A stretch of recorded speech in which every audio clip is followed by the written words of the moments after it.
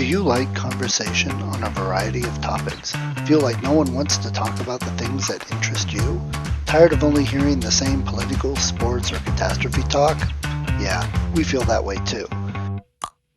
Join two high-functioning geeks as they discuss just about anything under the sun. We can't tell you what we'll be talking about each week because we don't know where our brains will take us. It will be an interesting conversation though, so hang on and join us. Here comes the relentless geekery. Last weekend, we had Gina's father's 79th birthday, and family was there. Okay. And a while back, we were all kind of sitting around talking, and we were talking about old toys that we all remembered. And we were all talking about the Steve Austin Bionic Man doll, where you could look through the eye, and you'd hit the button, his hand would do the karate chop and all that. Well, exactly. Gina found one at the comic store Colin works at and bought it for her brother. That's right. She gave it to him Sunday, and everybody, mostly him, but everybody was laughing. But he was so shocked. He's like, "Oh my God, I remember this." He's just like, right. he was speechless. He was so, and I guess his wife texted us later and said, "Yeah, we were driving home, and he was looking through the eye all the way home, looking at everything, just like a little kid." Sometimes that's really wonderful when there's things that you thought you said goodbye to, and then you get to kind of put it back into your life. It's not only the childlike wonder, it's just, this is pretty cool even now. You know what I mean? To have, my older brother has always been very handy, of all the various different kinds of intelligence that run in the family. We all have good memory, but, maybe I'm more linguistic than others. He's always been very mechanical. We found him a Robbie the robot. Maybe that's even before your time. No, I know Robbie. Okay. It's one of those things that you could put it all together out of various different plastic gears and a plastic see-through casing so you could see how it's all working. And then I think it took batteries. It wasn't wind up, but he actually would move and walk and have something, went up and down on his head. And it was just fascinating as a kid to be like, wow, this is really complex. But if I follow the instructions, I can get this complex thing to kind of come to life. And just like with your brother, he was so delighted. And for that Christmas, when the whole family gets together, oftentimes we will all go off and read the new book or listen to the music. And as you might imagine, he was taking it apart and putting it together and just having the greatest time and grinning. You know what I mean? Where you're like a little puppy wagging its tail. You're just so happy. You don't know what to do with yourself. That's kind of one of my life philosophies. And I know it's in direct conflict with many other people, but I think adults sometimes lose that, not sometimes, most of the time, lose that wonder and enjoyment and the just sheer joy of enjoying simple things. They get so wrapped up in life and work and family and being an adult, and then when people hit 80 and you see them walking on the sand in their bare feet and kicking at the waves and laughing, you're like, oh, that's so cute. It's like, well, why do we have to go from 15 to 80 before we do that again? We're allowed to do it again. Exactly. So Colleen and I often talk about that. I don't know. I really do try to remember that sense of childlike curiosity and wonder and play. And so when we're driving along and we just look at that sunset. I know everybody looks at sunsets, but it's and it isn't, oh, look at the ducky in the clouds, but there's just something about, we go on many hikes, and when you appreciate, wow, that lizard is a color I've never seen before. Look at the way the sun is we've seen things where there was overcast, but the sun was breaking through that we couldn't see how, and it was making it look as if there was a glow coming out of the Grand Canyon. And I don't know, we're here for that. I don't know how often this happens, but I don't think often. It looks like aliens are in there. It looks like something's landed and it's radiating outwards. And whenever we see cool phenomenon like that, instead of just kind of going on with life, we really try to make a point of pausing. I've never tasted anything like this before. Maybe it's sensory input that as you go on, you get blasé, you've tasted and seen and heard many, many things, and it's difficult to have a truly novel experience. But then when you do, it's like, man, who knew that this is what kiwis tasted like? You read about kiwis. I don't think I really tasted a kiwi until I was 40. Yeah. Anyway, you know what I mean? And to seek it out, it's not just to stumble onto it. I love going to places like, let's go to the Asian market and like, okay, what's that hand of Buddha thing? It looks weird. It looks alien. And yet it's not like coming out of the pod to grab my face. It's supposed to be edible. Let's get one and try whatever the Yes. heck it is. And Yes. you go looking for a little, do you cook it? Do you just chop it up? And, how do you even serve it? It's No. that little bit of cross-cultural pollination. For other people, this is like an everyday thing. Like they chop an onion, like we chop an onion, they chop a hand of Buddha, maybe. You know what I mean? I just, And other things like the play aspect. I mean, I'm not saying I'm getting all my Star Wars figures out and pew pew in stories. Not quite the same, right. but things like sitting down there with the kids, pulling out a bunch of paper and a book and making like 50 different paper airplanes and seeing how they fly. And, you know, That's a great example. In fact, so I think we don't do Christmas up in a huge way like the Griswolds. We don't over decorate the house and stuff, but it's important to like, an interesting time where we make a point of going to Frankenmuth, Michigan and go to the big, Bronners, I think it's called, right? yeah, It's this huge Christmas store and it doesn't have a couple ornaments. It has every ornament you could possibly imagine, every licensed thing, as well as every ethnicity, it's just the coolest place. yeah. And so when you just go wandering out, or we've gone up there any time with no agenda except, hey, let's go do Christmas. And then you find out, wow, I didn't know they could ever have a Lithuanian Christmas ornament that said Linksmu Kalėdų. And now we have one. So we're both, I'm Lithuanian German, Colleen is Italian, Irish. So now we have in the Gaelic and the Italian, we have Christmas on our tree in 4 Nice. different languages, which is kind of cool. And we got, from the Christmas specials, they have all the like Bumbles Bounce. We got Yukon Cornelius, we got the Grinch, we Nice. got all kinds of stuff. The sometimes like that, I love going to places where I don't know what I'm going to find, but if I'm going to find it anywhere, this is the cool place. So we just played mini golf this weekend. What a Awesome. fun segue. We still love mini golf. I just haven't grown out of it.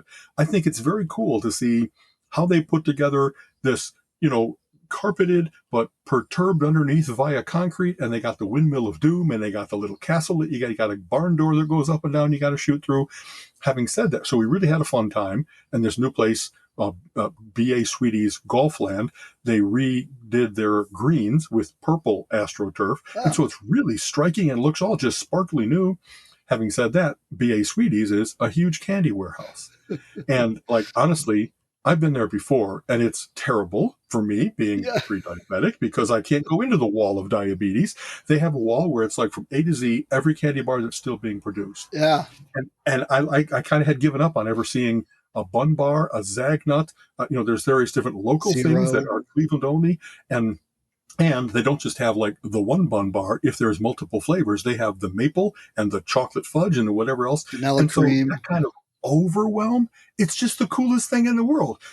Little tasty sodas, like they have every kind of sarsaparilla, ginger beer, birch beer, things that you thought like went away in 1870. You know what I mean? When Right. they stopped having panther sweat in a dirty glass in the movies, that kind of thing. And Mike and Ike, every flavor, Pez. I love going there. Oh, It yeah. just, I guess, it's hard to walk out of there without, oh boy, I meant to like buy 2 So candy did bars. they have any like sugar free or, stuff like that? I don't. Yes, they Okay. do have a whole sugar-free section. And in fact, when I mentioned it to, if I think it was my younger brother, his comment was, "Well, that's like kissing your sister, right?" You know what I mean? If you're going to go to a place like this, you're not going to get the cheater sugar-free stuff. You're going to get like break your fast for a little bit and get the whatchamacallit bar that you've been wanting and just have avoided for all this time. They have Jelly Bellies. I had no idea that. I mean, I've always seen they have a variety of Jelly Bellies in a jar, but then when you see that they have individual flavors all along this Three wall, and it's thousand of them. exactly they got. And there's. Have you ever seen these little charts? They have the thing where if you combine a Yes. sour apple and a peanut butter, it tastes just. You know what I mean? Like they Caramel have all apple the and yeah. combinations. This is like eating buttered popcorn. This is like eating, and so I love that there's like kind of a cult behind it. There's a little science that it says you Right. wouldn't know it, but if you do this particular dotted purple one with this particular white one, that's a pina colada or something like that. That's really Right. cool. So two things. Have you been to the Christmas Museum in Medina? I think it's No, Medina. In fact, we have scheduled trips a number of times, and then out of circumstance, we're not able to make it. Yeah, it's called like I'm like the Christmas Chalet or something. I'm trying to Yeah, think what, yeah, but Castle, it's not. maybe. Yeah, this maybe it's Christmas Castle. Yeah, It sounds fascinating because it's not only like we're talking about ornaments to buy, like they've got every Christmas artifact from every movie, right? So uh, they've got like the Christmas Story house. Where they got the leg lamp, and they got the dollhouse from, I don't know. You have you been there? Because you would know yes, more. I've only read about it. You've actually yes. seen the Uh, coolest dollhouse in the world, the doll castle, right? You know Yeah, that kind of it's got a room with like all these old toys from the 50s. So it's like yeah. everywhere it's just stuffed and everywhere you look. There's the RV van that cousin Eddie had from Christmas Vacation, and the Okay, rust on it is actually just painted. So it's not even real rust. they had You to go simulate the yes. aging of it. That's very Yeah, funny. you Okay. go through a big swirling ice tunnel to get into it. It's very Oh man. and you can eat Mhm. they got like the suit from Jingle All the Way that Schwarzenegger wore. Uh Exactly. New York, when they quit doing all the displays in the store windows, Hmm. these guys went and bought like 80% of them. So they have all these window displays from New York. That used to be Um why people would come downtown Manhattan to yeah, see all of the things in Macy's and Gimbels and yep. whatever. Yes, Yeah. exactly. And the coolest thing was you could go up these steps and visit Santa, and when you're done, he kicks you down the slide. So, That part of me doesn't want to do it in December when it's going to be crazy crowded right, and expensive and stuff like that. I kind of want to go now. We're about June going into July, halfway point of the year. I want to go there in shorts instead of in a parka. You know right, what I July mean? They got 25th. to be. They might have limited hours, I guess, right? But I think they're open, or I maybe this is think where they they're are. doing their renovations and their additions. But there's some part of it that's got to be open, I right? think they That's are, yeah. So, and yeah, then the yeah. other thing I was going to mention over in, is it, it's Amish country, kind of the north east side, a little ways north of me here on the way to Okay, like Geneva. But there's a little place called oh no, I can't remember. It's like a store at the end of the green or something like that. And it's in Amish okay. country. There's always buggies, but they have these coolers with about 400 different varieties of soda pop that you've never heard of. And you can just mix and Yeah. match and choose. And we like to go up there every now and then. Everyone's like, pick two. Yeah, exactly. Honestly, that's worth a road trip. Just to go into a place like we were saying. I've never had guava pineapple before. I'm curious as hell.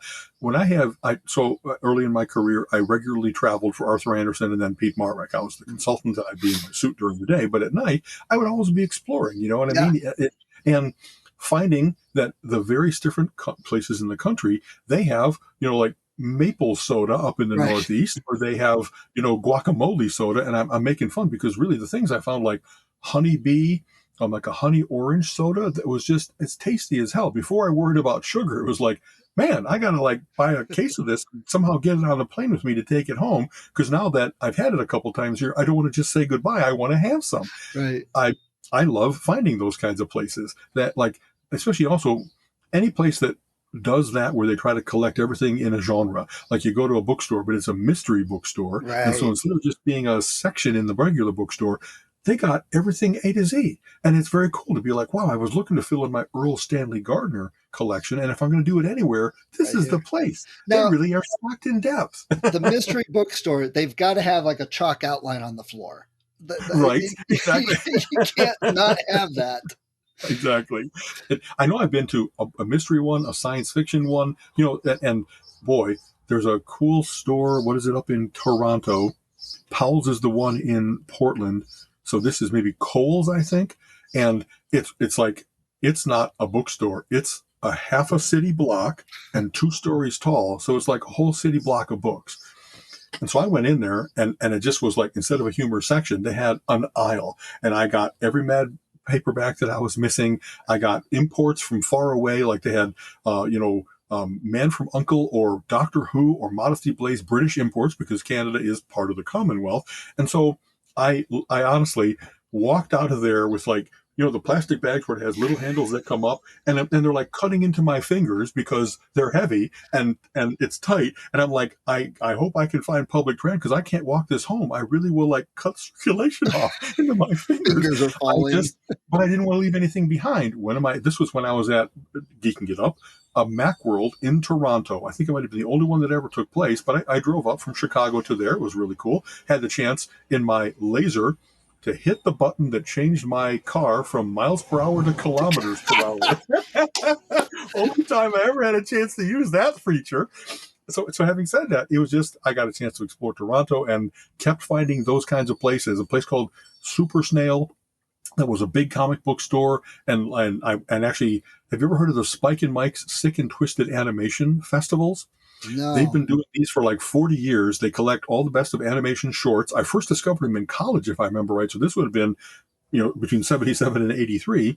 Well, in Toronto is where Spike and Mike do this every year live. They show the films, and they actually commentate them and stuff like that. And exactly the time that I was there was coincidentally exactly Nice. when that was going on. And it just was like, I don't know, silly to say a dream come true, but I just love that. Like, if there's 52 weeks out of the year, I only had a 2% chance of happening to be there. Right. And yet every Macworld thing that I was doing geeky during the day, virtually every night, I got a chance to be like, this is the coolest thing in the world, and I'll never be here again. So yes, let's get every book we need. Let's get all the comic books that I won't see otherwise. Like just all kinds of British stuff, Warrior magazines, things that I had maybe a copy or two of, and then I saw all the back issues. So let's get all where here it was called Miracle Man. In Britain, it was called Marvel Man. And so, you know what I mean? I'm just like, you start going through things and your mind is racing with, so what would I look for if I had a chance to plan instead of stumbling onto this? I would hate to get out of here and say when I get home, oh, I should have looked for Modesty Blaze or Right. whatever it might be. Boy, did I spend money. It was terrible. And yet, when would I ever get that chance again? This is, of course, before the internet, before you could just hop on not only Amazon, but Amazon.co.uk and find everything on an Right. import basis. I have some Thai comic books now because they have a Thailand version. It wasn't Wow. anywhere near as easy. It was a big treasure hunt back then, Yeah. so Some of the fun. Again, I think our theme today is wonder and fun. yeah. Well, I know this is, when we were first getting to know each other, I remember one of the coolest things that I liked about you and your family was we were doing Brain Freeze. We were doing the thing where I put together a little tour of ice cream stores throughout Right. Ohio and meeting the various different local Mensa groups. And it was just kind of a fun thing to do. Well, you made a point of not just doing the Brain Freeze thing, but like, oh no, there's a really good used bookstore right around here. And we're going to go and do our little, hour Right. investigation because your whole family are all good readers and they'll each go to their favorite sections and Right. etc. And I just was like, well, good for you that you looked ahead, that you knew that this is a place you could explore. Whenever I was in any kind of city that I'd never been in before, that's kind of what I would Yeah. always do is there a bookstore? Is there a music store that I'm going to find things there just out of the locality that I might not have stumbled onto before? So when I was in Macworld in San Francisco for the first couple of years, every year was a big exploration of San Francisco. I had never spent any time there, but they have good public transit and I have legs. And so I was going everywhere. Man, the first time that I discovered um, Amoeba Records was like, most music stores are a little store facing in a Right. mall or something like that. This place was a former bowling alley that had section after section after table after everything. And so I just, another place where without trying to, I like bought bags and boxes and hundreds of dollars of CDs. Like they had a whole section of comedy albums. And so like, I filled in, I think I already had all the Bill Cosby's I needed, but I know I needed a couple Firesign Theater or whatever else. And San Francisco, very important that's where they would have them. You know what I mean? They had a whole section of tribute albums. And this is Nice. kind of corny because, I don't know that I really think that they're great. And yet for certain bands, you always want to think of, well, what if somebody else did this Yeah. Rush song, this Emerson, Lake and Palmer song? And I must have bought 20. I'm not kidding. And, and they had good prices. So I have this magic number in my mind. If I can get a CD for like less than $7, then it's worth it. Right. It has stopped me from buying things at 15 and 20, which is good. I outweight them, but just, man, I honestly must have bought like 20 of, here's one from, like I said, from Rush, from places I didn't even know, they have enough of a following that they got lots of people to do their own versions. Like Right. there was a Jethro Tull one, there was a Jethro Tull Christmas one. Wow, Like, Jethro you know what I Tull. mean? That's It was just interesting. the coolest thing. And Well, some of there was a fad about 15, 20 years ago where there was a lot of tribute albums, but they were all like baroque string quartets. But it was like Rush and Metallica and stuff. And some of those were exactly. really cool. I honestly, that is often what I do play. Like come the holiday season and stuff like that. I like Blackmore's Night, where he abandoned the electric guitar and they just did Renaissance fair music. And That's cool. still, he's an incredibly skilled player, so it's complex. And her Candace Night, I think, a really nice, haunting kind of Renaissance fair voice. And but just that, it's cool when there is a trend like that. I do try to okay before these go away, before these all get like, I don't know, just sometimes they don't even go into the cutout bins. They just go into the landfill. I don't know what Yeah. happens there, but not everything stays around for a long time. So I have oftentimes really jumped on that trend, feeling a little foolish because I'm not usually a trend following guy, but it was more like a strike while the iron is hot type thing. I might never see these again. Right. Well, my absolute favorite one, because there was also like a bluegrass fad where like all these bluegrass bands were doing things. But there was one that was with Van Halen. And what made it special was David Lee Roth actually helped produce it. And he appeared on like 2 or 3 of the songs. So with their blessing then, exactly. Yes. Yeah. So it was Yeah. called Strummin with the Devil. And it is I so got to get good. that. I've never heard of that one. Oh Okay. yeah. Yeah. I mean, if you enjoy Van Halen, Mhm. because I've got several bluegrass tribute covers, and it sounds like bluegrass muzak, and it's just no life to it. It's just kind of bland. But Yeah. these sound really good, and they're very listenable. And Sounds if you fun. want something a little different, so Absolutely. I there's know my I've seen music of the week. Yeah, that in fact, so I really was strumming with the devil. I mean, even that title makes me go, Yeah, I want it. I want to have this album. yeah. I still It's call them albums, which is another thing that is a little datey for me. spin the I've record seen for it. me.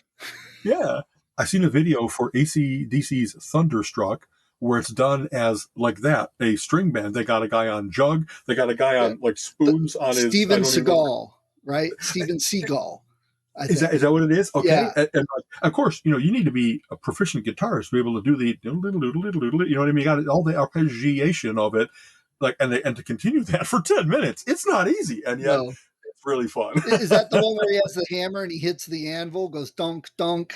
Yes, Yeah, exactly. That's how they get the yeah. first time I ever saw that done. I saw Kansas in concert, and it was right where I think Point of No Return was out, and there's a song, at least one song where that's what they did. They had an anvil in center stage, and Robbie Steinhardt takes the big hammer and does that, and it's really like a resonant metal hammer and Yeah. anvil. So it exploded off the stage with this noise. It was really effective.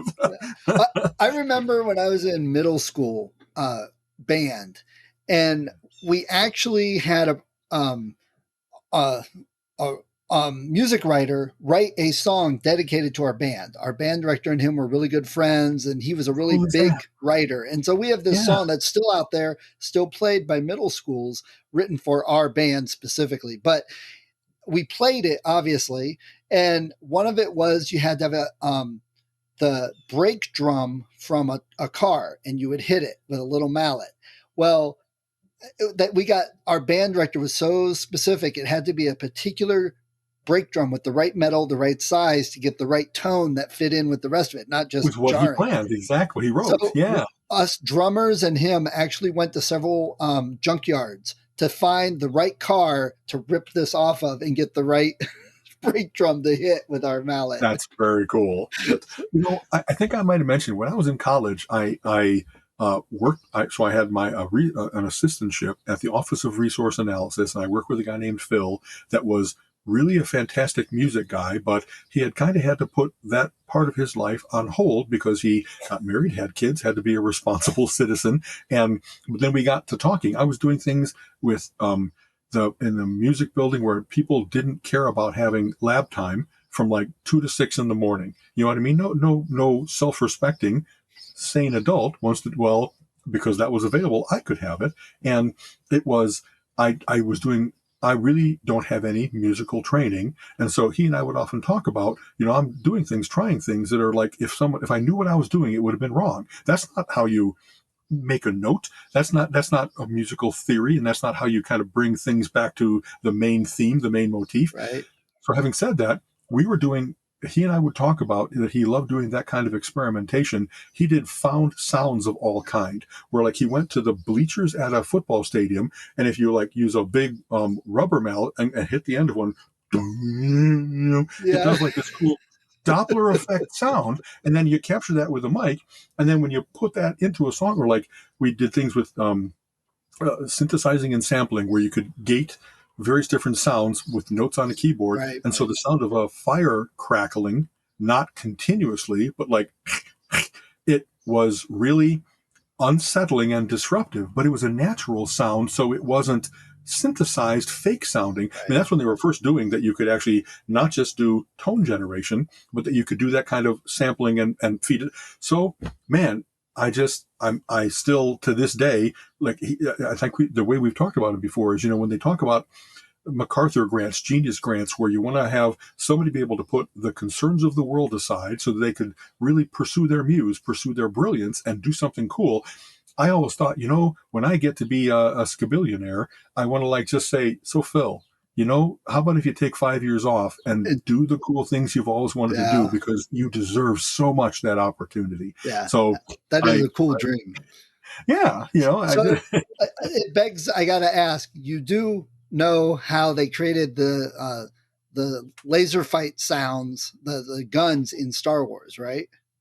No, so really? It must be is it like one of those? I know the lion roar is not just a lion roaring; it's a combination of like 5 different animals. Is it a similar thing? It's a similar. bug snapper. So the guy that did all the sound effects for Star Wars made himself so famous because of where he went and got all those sounds. Because like you said, it was before all the digital stuff. So he and his team literally just walked around cities and forests and everywhere else they could think of, getting everything they saw to make noise of some sort. So the laser sounds in Star Wars, the foam poles, the electric poles, and then they have the guide wire coming off to keep it stable. He would hit that and record it. How cool is that? That's the, when stormtroopers are shooting and missing, that's the sound you hear. Yeah. And that makes perfect sense, because it's got to be kind of metallic. I've done enough. We could so much. This is a whole bunch of sessions that we could geek it out. When I first started to experiment with this and looking at waveforms of sounds and seeing why they sound as they do, that wood is different than metal and glass is different. You know what I mean? Yeah. He must have had some idea of, this is what's going to sound like a transfer of power, something breaking through the air. And it's got that Doppler effect, like you said. Where it goes to one end and comes back. Exactly that. Exactly. So this is one thing as a drummer. Now, my middle school band director was a tyrant. He was like a Marine drill sergeant, and he would probably get thrown in jail nowadays for some of the stuff. They made a movie about a guy like that. Have you heard? You remember this with J.K. The drummer one. Yes, right? Exactly. Yeah, yes. Whiplash, I think, right? There you go, exactly. But so he was kind of like that. But afterwards, this is, it was a little bit of toughen up or get out. And I'm glad I went through it, because to this day, I feel there are certain traits I developed through that I think make me a better person than I would have been. So, but he always, when we played wood blocks, I forget what they're called, little cylinders of wood, and we'd hit them. You always see people hold it and they go clack, clack. And it drives me crazy because you don't get the resonance from it.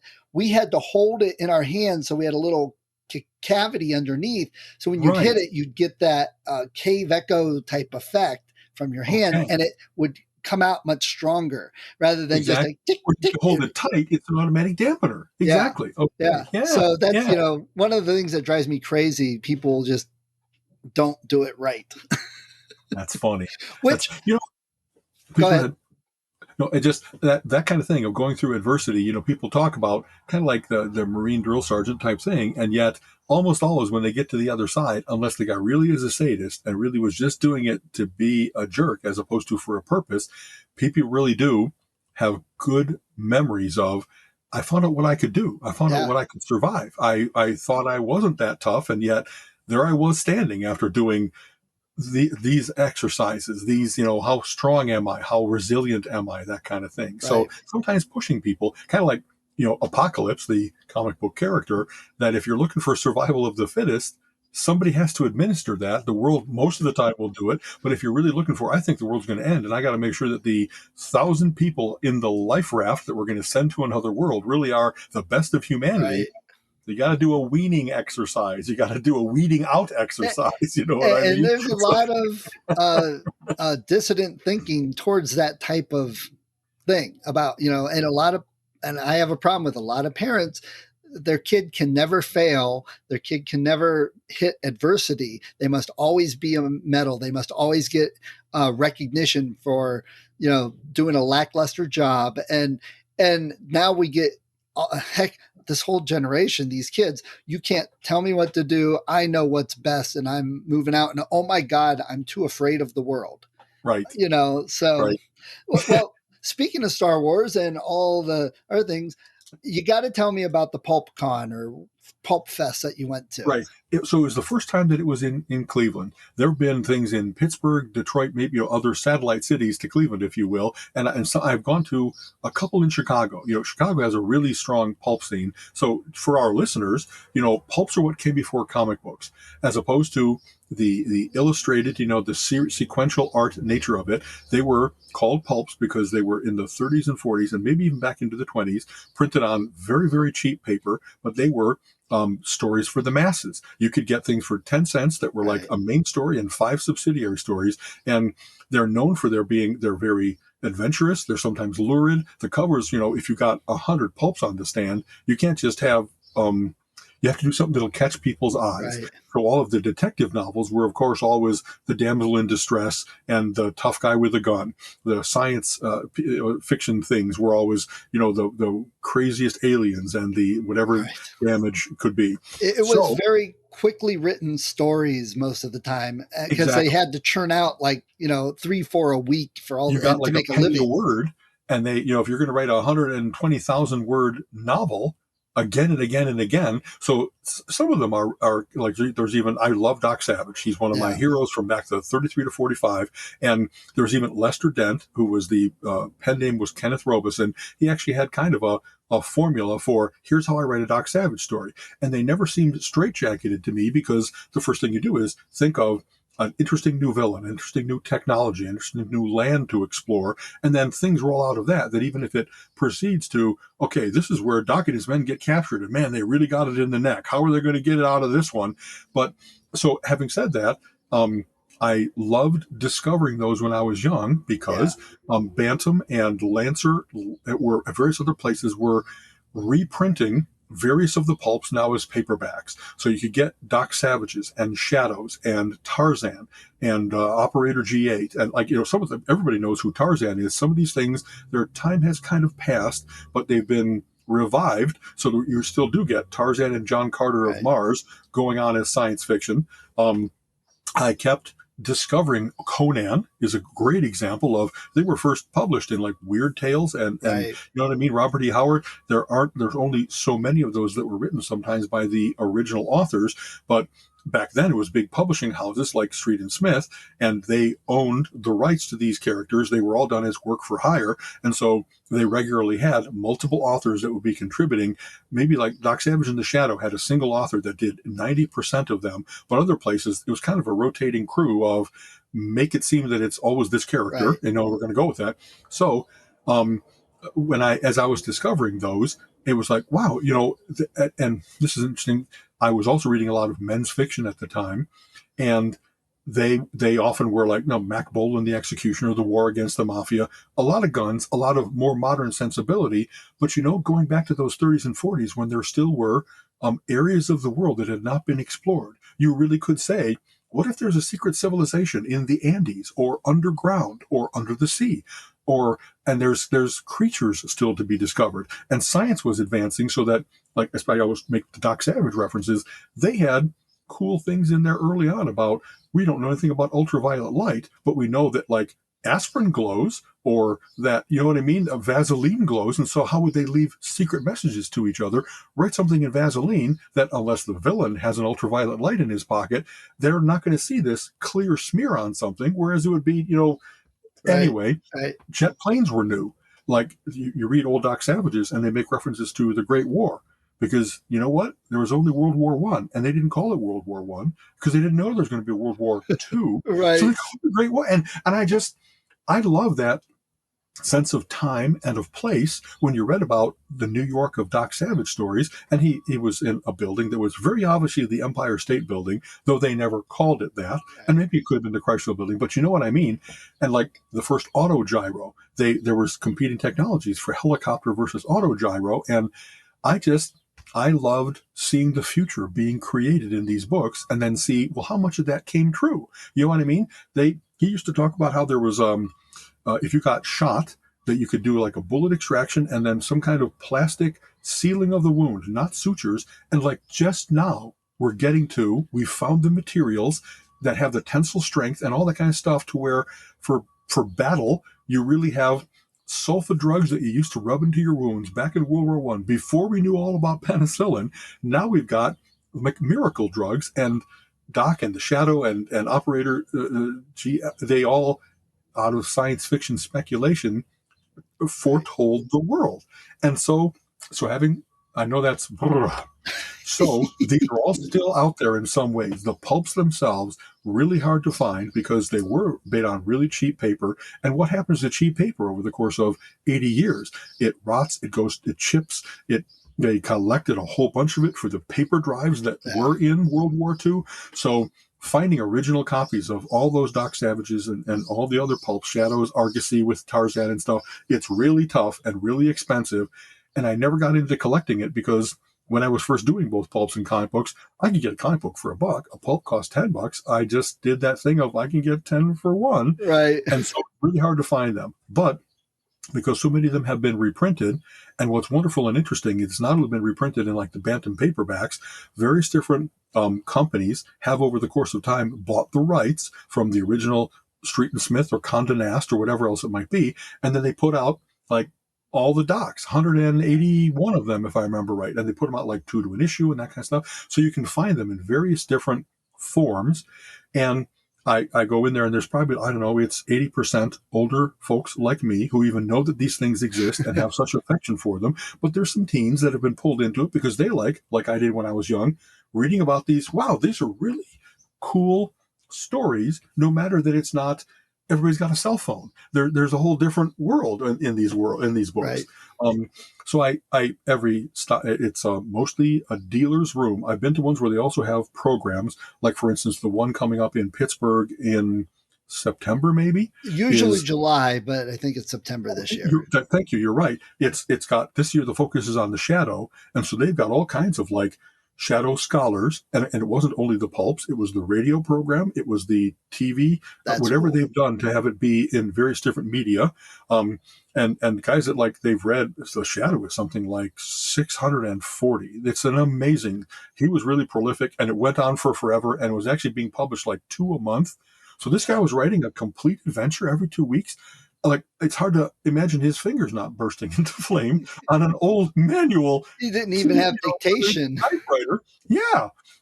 So, I love that, where you can go and like, if you want to know everything about the Shadow, this is going to be the place to do it, because they've got the people that know the most about the Shadow in all the world are going to be at this one conclave. And I really want to go just for that. I don't care about hitting the dealer's room and shopping. I care about going and learning all of that. I love immersive activities like that. Right. So this one here at the DoubleTree near Crocker Park Mall, well, I didn't think there was any programming. It was a big dealer's room. But as you might imagine, as you go around, you have a nice conversation with everybody. You know, when you find something, the old Ace Doubles, where it was, you know, they had 2 novels and you kind of flipped the book over, started one going in. And if you find a special thing, like, boy, there was having said how much I love Doc Savage, at one point Philip Jose Farmer wrote continuations of Doc Savage and the Shadow and made a whole mythology. So the Wold Newton universe, another one we could have a whole hour to talk about if you're willing to look at that. It's pretty much his concept of, at one point, a comet appeared in the sky over Wold, England, and it affected everybody that lived in the town. They all got enhanced. And from that event, all of today's modern heroes sprang. And because there's time travel involved, you also get that everybody is related, that Doc Savage and Tarzan are like cousins, and that they really are, the Scarlet Pimpernel and the Green Hornet. They have this wonderful family tree, convoluted. Of course, there's a terrible relationship, incestuous relationship, science fiction relationship. Oh, you made it with an alien or whatever. But the fact that people keep finding ways to play with the continuity of it. Like when you can explain, well, here's how Sherlock Holmes and Mycroft were like, they really are related to Moriarty. And I'm blathering. There's Right. much more better things than what I'm saying that they've really done well. But it's the whole concept of retconning, where you think you've read all of the stories of the destroyer, Remo Williams. Well, where did Chian from Korea, that was his mentor, how does that relate to the rest of the world? That it isn't just only Western culture. It's that you find out that Alan Quatermain, who was in a series of books, Professor Challenger and Exploring for Gold, Right. and et cetera, that they're all somehow interrelated, and it's really cool. So having said that, when you find something like Lord of the Trees and the Mad Goblin, it was an ace double that was the continuation Tarzan adventure and the continuation Doc adventure, and to talk about the Nine, the secret society that really runs everything, kind of like the Illuminatus. It's an amazing, like a white dwarf concentration of pulp coolness in this one book. And like, there was a time when I was really on the treasure hunt. How do I have so much stuff? It's because I was regularly hitting these kinds of stores and Comic Right. Cons and Pulp Cons. And there was a time if I would have come into a place that had a whole rack of Doc Savage books, I would have pulled on my want list and I was like, oh my God, Secret in the Skies and in good condition. I so much need this. How much am I willing to pay? More than is sane. And yet I'm Right. still going to get it because I've never seen it before. A lot of times it's not only how good it is, it's that it's rare, it's scarce. And if you let it go, it really might never come into your Right. grasp Right. again. So that little thing, I got a chance to re-experience that. Man, there was a time when I just would have been kneeling under the tables, going through every box and rack because this guy seems Been to there, have done that. everything. And I'm making a little stack. And when someone comes near my stack, I'm be like, you know what I mean? Yeah, I picked those out. Those are no longer for sale. Those are in my buy pile. You know what I mean? So I I had a chance. There's a couple of guys that are doing new pulps. Yeah. John Bruning, who I think I've mentioned John before. Bruning and Jim Beard with Flinch. Exactly, I've Flinch talked with Publishing. both of them. There you go. They had a whole table there with their various different things, and I really like John Bruning's Midnight Guardian series. And Yeah. they have detective and romance and science fiction, various different things that they've captured the various different main genres of the pulps. And I just love that someone is. I bought a whole series. I bought Captain Hawklin from a guy at Millhouse, Charles Millhouse, if I remember correctly. That it was, I think I mentioned this before. You pick one up, the cover looks great. The pull quote is funny. The concept of the series, that he's going various different places in the world. Ooh, various Doc Savage things. And the writer and his wife were both so charming and like happy to talk about it. And they answered questions in not just a yes no way, but like, well, how I came to do it. And I'll take all 8. You know what I mean? I really intended to go there to not spend any money. I was just going to find certain treasures, and yet I love being a little bit the Medici, the sponsor of art coming into the world. And so my chance to I helped him out a little bit. I bought all 8 of his books, and hopefully that made for a nice dinner for them that evening. You know what I mean? It Right. Right. encouraged them to keep writing. And I did that for a couple other writers and vendors that I just found specific treasure. Nothing that I was looking for, but just things that caught my eye. And it's like, I'll give this a That's try the for best. $8, $10, $15, that kind of thing.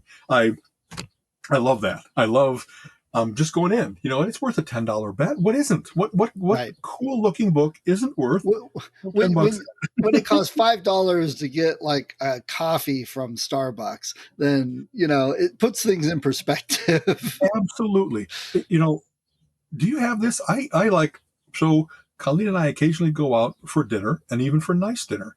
But one of the things that weirds me out a little bit is, like, I go out for $100 dinner and I'm like, okay, was this 5 pizzas, five Right. 20 pizzas? Exactly. You know what I mean? I get a lot of pleasure out of a good deep dish pizza. And was this 40 $2.50 Big Macs. I have that weird scale in my mind, and I agree. shades of Big Mac is hardly gourmet; it's more gourmand. How many of these can I stuff into my maw? But every time I have a Big Mac, I enjoy it. It's just the right combination of sauce and meat and cheese and flavor and bun and whatever else. I know that's a silly thing, but it's kind of a perfect food to me. There's ever time I don't want a Big Mac if I'm hungry. Nope, I like them. So, having said that, like you said, when I'm looking at books, like I said, whatever this thing is about having $7 CDs or maybe books and other things, somehow that's the place at which I'll just take a shot at it. When I used to haunt the cutout bins and they were like $7 and $5 and $3, there's all kinds of finding old David Bowie albums for like $3 a pop. That's an amazing bargain of quality music and experimentation and everything for $3. Yeah. And then, having said so, I filled in Santana and David Bowie and all kinds of things when they were first putting them out as cutouts because the back catalogs weren't selling that well and they didn't really have an avenue for getting things out of the warehouse back then. And having said that, I've come across albums 100 times that, like, Pablo Cruz for $1. No, it's not even worth $1. I'm not buying Pablo Cruz. I'm just not doing it. So Right. It's funny because I do the same thing, and I've got certain things that I'll spend money on. Like, we'll go to the exchange, and I'll walk out of there with a whole stack of $2.50 DVDs, and I'll spend $50. But then we'll like be at the comic store, and I'll see a figure. Star Wars figure that I used to have, and it's complete, has the gun, has the little clothing or whatever. And I'm like, wow, I haven't seen one of those forever. It brings back, and Gina's like, well, go get it. I'm like, are you kidding? It's $30. She's like, so what? You just spent $50 on books or movies or comics. Like, but the difference is I can enjoy those books and comics for hours and multiple times. Whereas figures to me now get set on a shelf, and I've got enough crap on shelves. So I like seeing it, but I don't want to spend the money. I could, but if I get one, then I'm going to want another and another. And pretty soon I spent $500 on a bunch of figures that sit on a shelf. Yes. And to me, that's not worth it. Colleen and I have talked about that. I'm not really so addicted that I have to have everything, but I have accumulated a lot of stuff because I kept finding bargains. I kept finding reasonable stuff. That's the problem. You know what I mean? And so, but then like that, if there's been occasions like, wow. Number 19, Pirate of the Pacific was a Doc Savage that I had looked for forever. It was the last one that I needed. And having spent, 50 cents a buck on all kinds of things, I think I found it from a bookstore in Kansas City. And it was like $6 or $7. And I'm like, the cover price is 45 or 50 cents. They used to have 45-cent cover price, which is what an interesting thing that is. And like, am I really going to give this guy 10 times what it was published, 12 times? And yet the scarcity to me was I just had never seen it. He's got a copy in good condition. And occasionally from filling in the collection, having one to end, I've made foolish, out of characteristic purchases because I could have that big satisfaction of I really have them all. I have every Doc Savage published up till now, so I agree. and so besides Flinch books, the other one that's modern that I follow a bit is Moonstone books. Were they there? Okay. Did you see them? I don't remember seeing them. So what titles or things would there have been that I didn't? What attracted me to them, they've produced some modern of their own pulp type heroes and stuff. They've got some books, but they also have the license to Kolchak. So they've got Adventures with Kolchak. And they've got Night Stalker and the Night Strangler, and then everything on from there. That's in my Netflix queue, by the way. All the Kolchaks that were made on TV with Darren McGavin. I don't watch them binge wise, but I occasionally will throw one on because it's like it's so much. This is where X-Files came from. This is where every episodic Supernatural. This is where those things came from. Was him being the monster of the week. You know what I mean? And, so he guest starred on an episode of X-Files. I do remember that. Yeah. It was one of those. And it was like the name is something along the lines of whatever happened to, Bob Crudup or something like that. Yeah. Mulder went and talked to him about an old case or something. Okay. So what a nice homage to bring his investigative journalist character into that supernatural world. No, X-Files world. X-Files world. Yeah. Exactly. So that was kind of cool. So with all this pulp fiction and the memories and the fun and wonder, you mentioned Ready Player One because you just resaw the movie again. Exactly.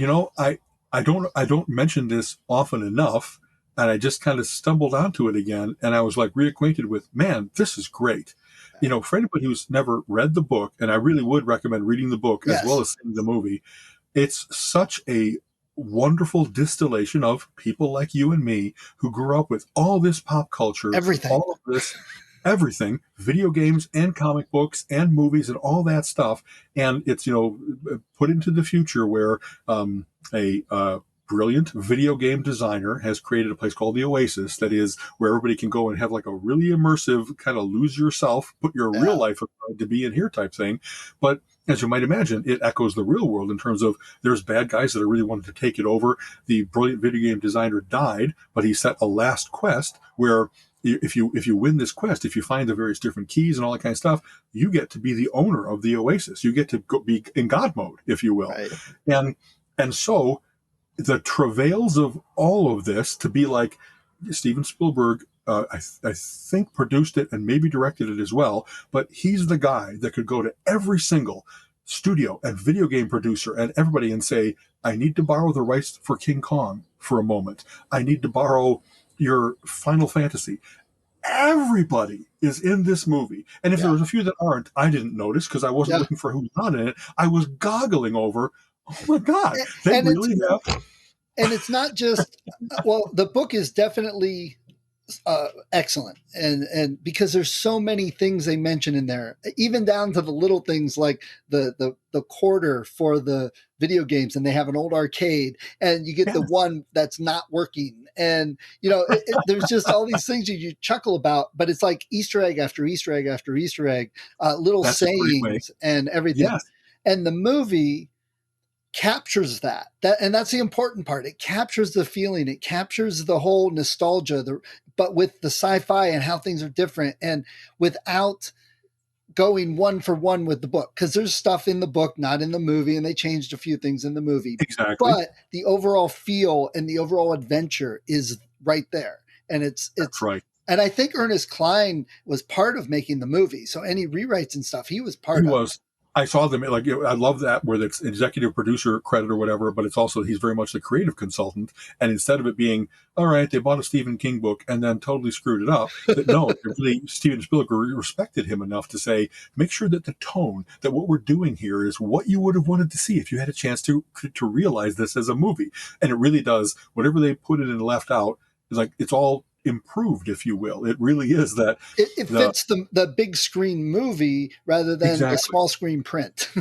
Yeah, and it's it's kind of funny. There really is not only nostalgia as you were saying, but like the extrapolation into the future of what if people start like the real world kind of sucks. If I just put on my VR headset and I can go where I'm the hero, I'm Right. the heroine. That it really would be intoxicating. That people would start to say, I'm just going to do enough to keep like myself fed and keep the power on, and I'm going to spend all my time as my idealized self.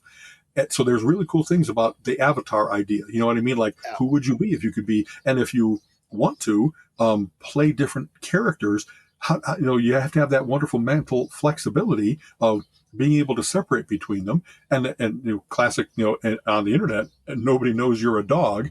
They have all kinds of characters. You find out, wow, you're like the toughest 11-year-old I've ever known. You Right. know what I mean? Right. And The and kid so that did the martial arts ninja fighting, and he was like exactly, 2 feet tall in real life. that's right, And exactly. and I loved it too because it was a grand adventure. It was very epic, and it was fun Yep, with all the 80s references, 90s and 70s in there a bit.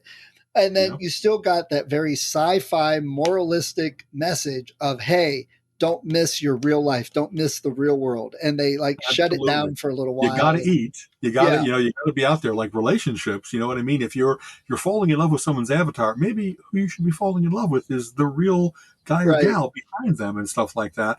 And I found it charming and it's one of those like I want to go watch it again because I really want to like see everything. I want to be like, It's so there's battle scenes where everybody in the universe is in this battle scene, it's and I crazy. kind of want to Chucky. see all those yes, all the characters and it was interesting. I don't know that I'm a big I played lots of arcade games, but I was never a big video game at home type person because there were too many consoles to get. And I know that having a bit of an addictive personality, I didn't want to have to get 6 different consoles so that I could That play every single game. that's why you always wait till the end of the life cycle and buy a used one. That's what I've always done.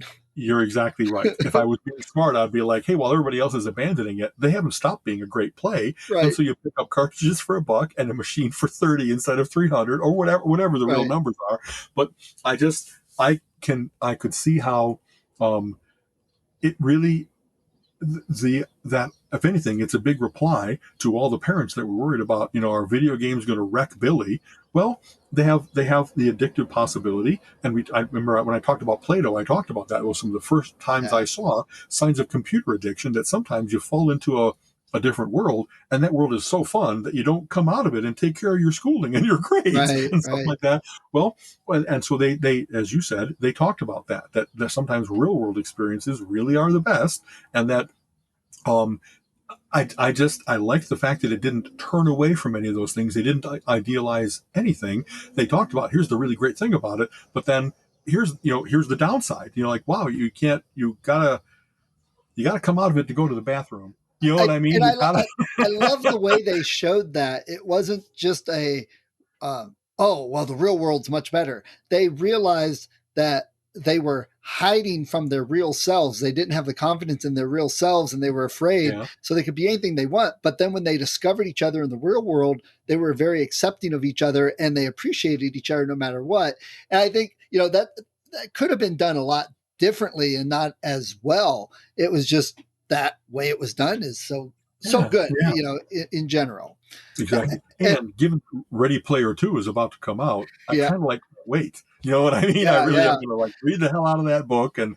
When we saw the movie, I had already read the book. Gina had not, but we saw the movie. And speaking of fun and wonder, she, Yeah, if, as long she's had a rough year, but when she's yeah. in a better mood, in a better place, going to see movies with her can be so much fun. That one particularly, she was cheering and shouting and like Yeah. something, you get to this big like in the movie a cliffhanger, what's about to happen, and she turned to me with eyes like, oh, what are they going to do? And just like a little kid. And then That's so at the sweet. at the Yes. main battle at the end, when the Iron Giant came over the hill, she literally went yes and was cheering in the theater. And she does that with Exactly. watching stuff on TV like all the time here. She'll Yeah. cheer, she claps, and we went and saw like Rambo. I mean, she's got her ghetto violent side because we went and saw Rambo and the last Right. movie, and at the end when he's really just going all out and things are Right. blowing up and those guys are just getting decimated, she's like, Yeah. "Yeah, kick their ass!" And she's just cheering and Exactly that. yelling. Kill this guy a lot. Yeah, You know what I we mean? just saw a video last night. The local McDonald's, some crazy lady went in there and demanded something and the workers told her no, and she like went behind the counter and grabbed what she wanted, and while the workers Oh, tried to stop her, she punched the worker and stuff oh like man. that. And I'm like, that was you at one point, wasn't it, dear? And she's like, well, yeah, I probably would have beat her just like that, because the one worker got punched and jumped this lady and was just pounding on her, and the lady's like, don't punch me. It's like, you just punched them. This is self-defense. Suck it up. And I'm like, that Wow. was you at one time, wasn't it, dear? She's like, well, yeah, maybe. So I love movies that are like that, where, for the people that were immersed in that culture, they're getting all the Easter eggs. They're really loving the fact, oh, there's my old yeah, friend. But the movie is good enough that people who know nothing about a lot of that can still sit down and just say, sure, I'm in for the ride, and that they enjoy because it's got a good plot. And there is heroism. That doesn't matter who the heroes are. It matters that there is a conflict between good and evil and that kind yeah, of stuff. and it captures the feel of being in the video games and stuff, because you're riding a DeLorean and you've got Yeah. the Iron Giant helping you, and Chucky comes in the window. I mean, it's there's a lot of everything from the Renaissance youth of ours to all the video games, and they do it so well both in the real world and the virtual world, and it takes place in Columbus, Ohio, for the most part. So And that's what I was going to say. It's kind of very funny to be like the image they have for Columbus in the future, not too appetizing, no, but the the fact that it stacks, really is a hub for this is where you would have, I don't know, the corporation would say, where can we put 100,000 workers, stack them up, et cetera, et cetera. Yeah, Columbus, Ohio. That would fit, actually. Yeah, yeah. So I very fun. know. I know. Colin's friend Ethan got an Oculus VR, and he has been he's in college, so he's like, yeah, I have to like tear myself away from it. He's like, I have to finish my schoolwork. He's in his going into his third year now, so he's like, I gotta finish. I gotta do schoolwork. But man, once you put the goggles on, you're there. So That's, at that boy, I have experimented with pretty much every generation of virtual reality and augmented reality, and it continues to not be quite there. But the more that they make the big steps forward, I'm just like, I really want that world to get here while I'm still around to enjoy it. yeah, The VR thing of being able to be like, okay, I'm going to fly with the pterodactyls. That was an early demo reel, if you will, I think for Oculus, as a matter of fact, and I love seeing that, but there's still enough like you move your head too quick and there's a stutter and there's just, it isn't as immersive as it has to be to have me lose myself in it. What I think I mentioned this before, I'm fascinated with the idea of augmented reality where it's like on the world. And this is, the Demon book, Daemon. And I never remember the guy's name. I really should, because I love his works. They talk about that being something coming for the future where there was a big backlash against Google Glasses and yeah, maybe now Apple Glasses coming up, where people don't want to think that they're continually being on camera and that you're pulling up information on them and stuff like that. But you know what? The world is heading towards that already. There's yeah, surveillance cameras already around us. It's just not as obvious right on someone's head. I really would love to have the augmented reality that is continually feeding me information in a non-interruptive way. right, When I'm hiking, I'd love to know the names of all the peaks. And if I look, if I focus in on, oh, this tree is a birch as opposed to a beech. And yeah, I really would love to have that information at my fingertips and be continually fed that, but also able to dismiss it and say, clear screen, I'm just going to enjoy the concert, not you telling me about, here's the band that this guy was in before he was the bassist for, you know what I mean? right, right, I think that already with Pokemon Go, with the various different ways in which you're seeing that they take the real world. So, we're going to be going to do the Sherlock Holmes yes, exploration in downtown Cleveland. And some part of it is that right now it's on, you know, I don't think it's augmented reality. I think it's still using smartphones and so forth, but it leads you around, and they've right, taken a real world place, downtown Cleveland, and they're going to put crime scenes and videos, and you'll be able to do it as if you're really exploring what's in the library and what's on the quad and whatever else it might be.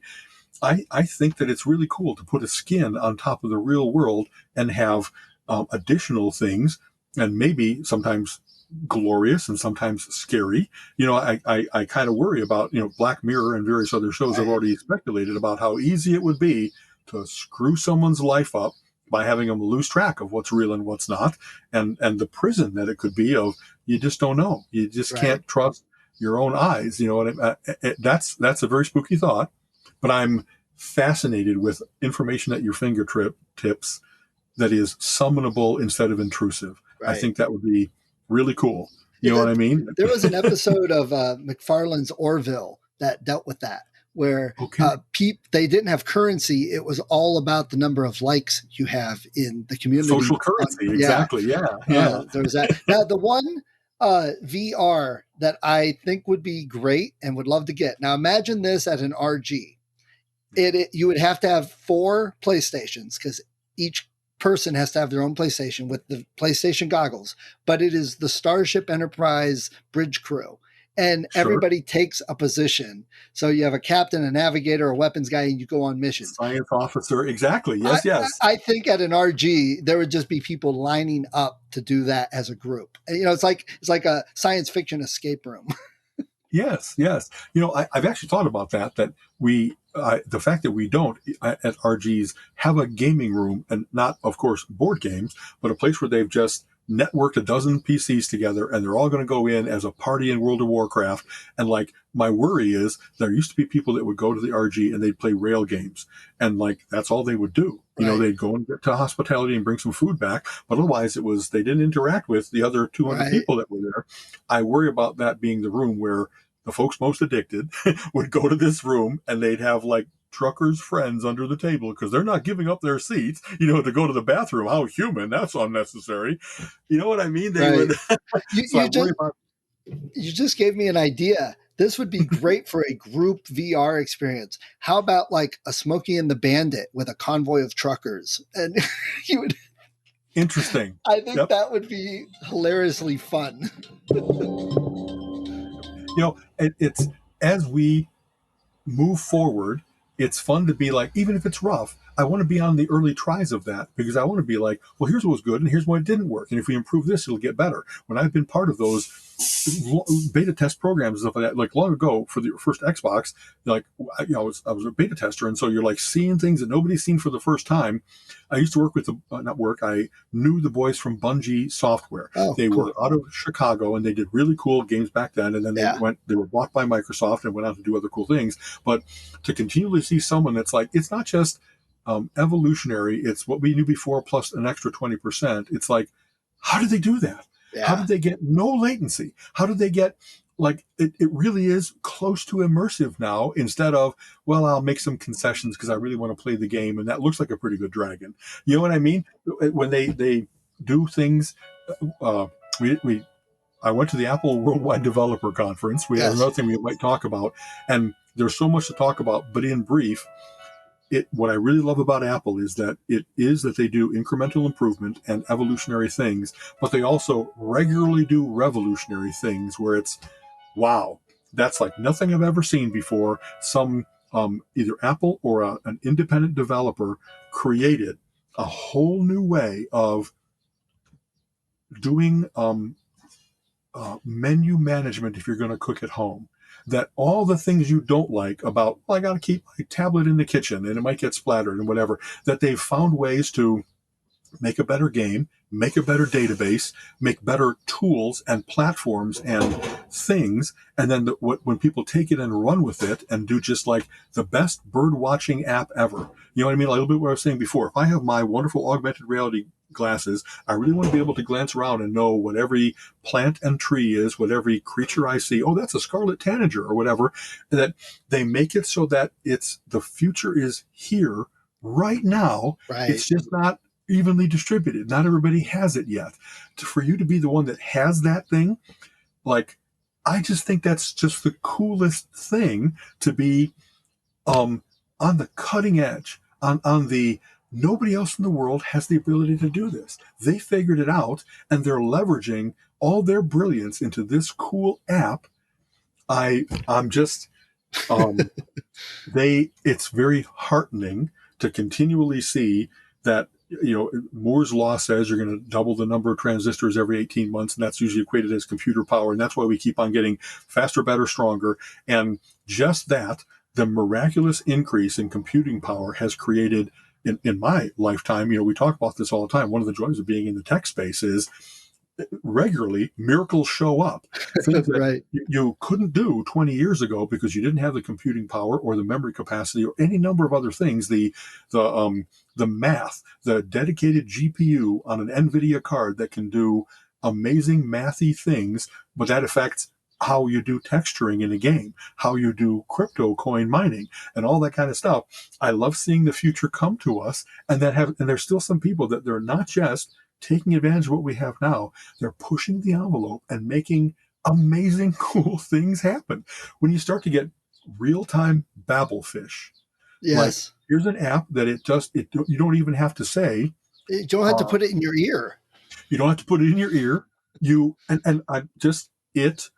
It isn't translate Spanish to English for me. I'm going to be in Spain. It has this roster of all the languages, and it figures out what language it is in the first place, translates that into your base language, and then it translates what you say into the Yeah. other language. It is a translator, universal translator. It like that really was an amazing science fiction that will never get here because language is tricky. Language has nuance. Language is so human. And yet you throw enough computing power at it and you throw enough knowledge of linguistics and languages from Chomsky, you know what I mean? That there really are how languages work, not only all the words and how they go together, but just the understanding of a language at a computational at an algorithmic level. It's like reading Stephen Wolfram books where he talks about that the world is made of information, and that when you get to how do you solve things is, can you get ahead of it? Can you make a P or an NP complete problem? I know I'm all over the place with, oh my God, to be able to get ahead of, like, especially in the cool artificial intelligence, soon I will be happy to welcome my robotic overlords. When you see things that do things faster than people can, like good translators can indeed listen to multiple languages and give you back in English and that kind of stuff, but it's not easy. They got to be totally enwrapped in doing that thing at the UN where they can't make a mistake because you don't want to insult the representative from Russia or whatever else it might be. Well, now they can have it. There's one translator for the whole room of people because it handles 100 different languages. How amazing is that? Yeah. Yeah. And we've talked about it before. For any kind of augmented reality, that if you're going to be in the car, you don't need to be the driver anymore, because the offloading of all of those little decisions is going to be the car doing it. And you Right. can spend time kind of like enjoying the sights, planning your trip, et cetera, et cetera. You don't need to maintain your crispness with caffeine and music so that you don't get in an accident, that you don't drive Right. at night badly. I just continually love that integration of this technology into our lives. We're spoiling people. You know what I mean? With they don't have to be fully expert, fully responsible. They can actually have this brilliant buddy in their hand that's going to be able Right. to do And language translation, currency trade, all of it. It's you just the coolest mentioned thing. Moore's law, and the funny thing is, I don't think that's as relevant and important anymore, because people aren't really using the computers in their home with all the power. There's more power than needed for what 99% of the people ever do. That's And right. people do more stuff from a tablet and phone, which has a lot less computing power. But what is changing things is the fiber and the 5G and the cloud computing and the AI, because so many things are offloaded elsewhere and we just get the data result at the end. So Yeah. that's where you get the translation from. It's the cloud translating and sending just the end result back down to you. So it's really a weird thing, because every 2 years or whatever, you'd see these big leaps in the processing and graphics and everything. And now, like I said, my computer's going on 11 years old now, and I don't Right. have much need to upgrade it. A few video things, and that's it. Yeah. So I'll tell you. it's interesting. Yeah, one of the things that Apple has always been very good at is user interaction, and especially not just having it to be, here's the best thing we can possibly do, that we're aware that the world is messy, and that depending on where you go, you're going to get a 5G connection or 4G or 3G or LTE or whatever else it might be as you deteriorate. And they have spent a lot of time thinking about what's jarring about that to people. Not, I love having my fast one, but when you have to see it negotiating, see it re-navigating when your good connection drops off and you have to go to a slower one, and all of a sudden it's stuttery or weird. So they've got all kinds of things that are auto-tuning now, that depending on where you are in your environment, it kind of rounds the corners of all those things so that your experience is relatively excellent everywhere. And it does that by, like, we know how human perception works.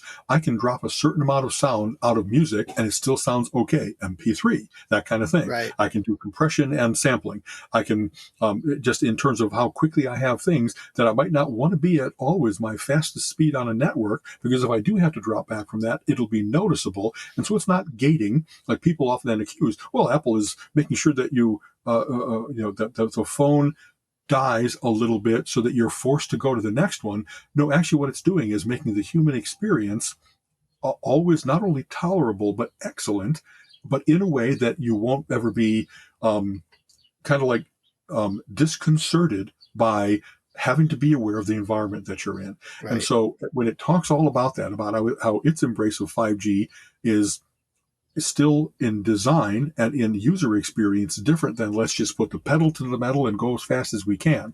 They're really smart. They're really smart about the data that they collect that makes the user experience really good is not, at least from I'm sure that this is the Apple converts conference and stuff like that, but the way they talk about it is that it really isn't we're trying to fool anybody. It's more we're trying to make it so that Right. everyone everywhere has a great experience, and everyone everywhere isn't.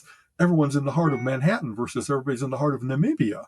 You know what I mean? Right, Well, how are right. we going to do that? It's there. I love seeing the applied smarts. You know what I mean? Like we want to have music sound really good everywhere. We want to have it be that you can change what device you're on and just pick up that movie or that tune that you were listening to. So they've got the cool continuity stuff from device to device because oftentimes now people have ecosystems, and that they've always been about kind of like fit in but stand out. That they have a lot of things now where it really does work very well with Android or with desktop, both Windows and Macintosh, and that there's no having to only be within Apple's walled garden, a very common and in the past often valid complaint about, you buy into Apple and you're kind of like all Apple because it doesn't. Well, now they're making it that it really does work well enough, and I guess that's part of the joy of being market dominant is you can afford to integrate with others without fear that they're going to leave you. If you want to have a Samsung phone, it shouldn't be that you have to do without iTunes entirely or all the cool things that go with what Apple does. That it's kind of like all the things we've learned about. You can give people a taste of how good it can be. And then when they're on their device and they're like, wow, when I was on Apple, it was okay. And here I'm missing a couple features. Oh, I really kind of want to stay with Apple. You're not Right. forcing anything, but you're eliciting the comparison because you integrated but didn't give away the keys to the kingdom, if you will, with Right. all of what. So there, I love that there was very little about hardware this time. It was about the operating systems for their Macs and their phones and their tablets and their TVs and their watches, and yet in all the cool, like everything having to do with health kit, you know what I mean? Everything that in my watch is now going to be, wow, it's aware of my heartbeat and my blood sugar and my sleep patterns Is and that like, is that huh? actually going to be a feature with the blood glucose check right in the watch? That they it is not in the next version, but they talked about here's exactly what we're pursuing, and it's kind of funny, everything medical is very um, it's necessary to be without fail correct. You Yeah. can't just have it be, well, it was 98% correct. You can't have anybody go into a panic because you give a false reading and stuff like that. So it is that they're pursuing it, but that they're having to put in the miraculous chips that are going to be able to see through your skin to monitor your bloodstream and then be able to, you know what I mean? Like the fact that you have a diagnostic machine that used to be in an office that weighed 3,000 pounds Right. that said, it's right here on my TV wrist radio Dick Dick Tracy watch. Tracy. Yeah. So I love the fact that instead of them saying, "Oh, that's too hard," they got people that are working on it and they're continually, well, here's the easy and then here's the hard, and we're having to take some time to figure out the hard, but it's coming Yeah. because they really do continue to have those better sensors and monitors and be able to integrate it in real time. And I don't know, I want that, given that I really do need to watch my weight, watch my heartbeat, watch my blood glucose. The fact that I really could have my wrist buddy here kind of like say, don't have that ice cream. Here's where you are. You know what I mean? I Right. I don't mind. It's not nagware. It's more like as it learns. Boy, I know I'm going on a little bit. Another one of the things that they do really well is customizing things to you, and Right. not in it's watching me and I'm getting nagged to death. It really does seem to always have your best uh, experience, your best self in mind, and you can tune the level of notifications and alerts and all that kind of stuff. That was a big thing. This for all the devices now, they're making it so that they're trying to make it that you can choose the level of interruptivity, Yeah. so that you really do want to have, um, an important meeting is going to happen and you can't lose it, and so you got to keep track of it. Whereas someone just posted something on Facebook, hardly ever time critical. It's much more, you made me look at my watch because it buzzed at me the same time. So now they're doing different things with haptic feedback and with what appears and what doesn't appear to your various different personalized devices, so that you don't have to be the guy that is continually dropping out of a conversation to check their phone, is continually glancing at their watch and making it, hey, I'm not fully paying attention to you. They're really aware of the complaints that are being lodged, and how do we make it so that we find the sweet spot between there really are critical things, but not everything is critical, and let's Right. find a way to manage all of that. So, Lots of wow. good stuff. I know I'm keeping an Yeah. eye on that because I love the steps. I love the blood pressure and the heartbeats and now the oxygen sensor and all that. But really, once they have the blood glucose monitoring, whichever watch comes out with that, I'm getting me one of those right away because they'll still be able to do the steps. They'll still be able to do all the other stuff. But, that's what I need monitored the most. Exactly. One of the things they talked about, and in the way you're mentioning, there's all kinds of features that are really cool, but not germane to me necessarily. They have a like a wobble monitor. For a lot of people as they get older, a fall is really a bad thing. You break a hip and you're never the same. Right. So they actually have it where you can go into like watch me walk mode, and maybe it's always kind of doing that in the background. And when it sees you, walking to where you are more at risk out of tiredness, out of drunkenness. I'm not sure what the factors that might affect you, but it can be on. It'll be for all those folks that really are, that have to worry about that because their inner ear is going and they don't have the sense of Right. balance, and they're in a place that it's not their usual route, and it's a terrible choppy sidewalk and they don't want to trip. It can monitor and say, here's where you need to be extra careful because we're seeing that your balance is not as it should be for your best walk, your best self. And so I just, I'm the aging of the world, the aging of America. I really would love it to be that I knew that me and my parents and everybody else that I care about could have something that's a little bit of like a service dog, someone that's Yeah. going to like take care of you a little bit. You know what I mean? And And not in people a will start bossy way. complaining. They'll start Yeah. complaining when their watch detects that they're drunk and turns on autopilot mode on the car. Right. Like they do, because they did used to have that, right? Where you could blow into your steering wheel and it would tell Right. you, oh, you're blowing a point. I don't even know what the numbers are. I've never been where I Yeah. got But tested. that's only when you've already been caught being bad and you're being punished. Right. This is like proactive, hey, you've been drinking, your blood alcohol content's too high. Click into autopilot mode, just pass out and go home. Yep. Actually, that I love that idea. That there are people that are opposed to it, taking away their Yeah. rights. Well, if your drunken ass hits me and I'm in the hospital, that took away my rights. That's exactly how I think of it. I really don't care about they're certain they're okay and they're going to drive home, because what they're doing is they're taking their weapon out on the road and they're putting all of us at Yeah. risk. And if there's a way that they have to be inconvenienced, like you need to get an Uber, lock your car and get an Uber, I'll call an Uber for you. You know what I mean? Right. That's the functionality Well, built that's in. what the watch will do automatically. Right. Exactly. So, all right. Hey, Yeah. As always, I know I really talked a lot that last 20 minutes or so. I do apologize, but no, the not at Worldwide all. Developer Conference, it really is it's very heartening. I Yeah. watched dozens and dozens of sessions. The design award winners were everyone like, that's the most beautiful thing I've ever seen. That's the handiest thing I've ever seen. And every year people are breaking new ground. So I thank you for letting me go on. I wanted to hear about all of them. I'm sure others do too. It's very The heartening. It three really is people like, and their dog that'll listen to us. there you go. Exactly. All right. Till next week. And I hope that your world calms and betters I appreciate in the that. course of this next week and the next month. I do have 2 books I'm reading I want to talk about next week because they're completely different. And I've noticed some weird differences between them. So I'm going to talk about those next week. So there you go. Very good. Okay. All right, man. All right. Bye-bye. You have been listening to the Relentless Geekery podcast. Come back next week and join Alan and Steven's conversation on geek topics of the week.